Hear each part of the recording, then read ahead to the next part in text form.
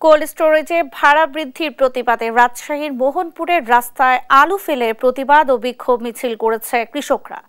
রোববার বেলা 12টার দিকে মোহনপুর উপজেলা পরিষদ চত্বরে এই কর্মসূচি করে তারা। বলেন, আগে প্রতি কেজি আলু সংরক্ষণের জন্য 4 টাকা ভাড়া দিতে হতো, যা বর্তমানে 8 টাকা করেছেন কোল্ড স্টোরেজ মালিকেরা। এরই প্রতিবাদে রাস্তায় আলু ফেলে প্রতিবাদ করেন কৃষকরা। আলু সংরক্ষণের ভাড়া কমানো না হলে অবস্থান কর্মসূচি চলবে বলেও হুঁশিয়ারি দেন তারা।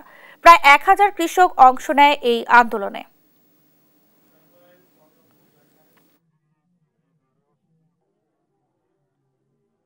আমাদের বর্তমান কোল্ড স্টোর মালিকরা আমাদের ব্যবসায়ীদেরকে পরামর্শ না করে হঠাৎ করে তারা আলুর বস্তার উপর একটা 8 টাকা কেজি হিসেবে রেট নির্ধারণ করেছে। কারেন্ট বাড়েনি, ছোট বড় কৃষকের ভাইদের মজুরও বাড়েনি।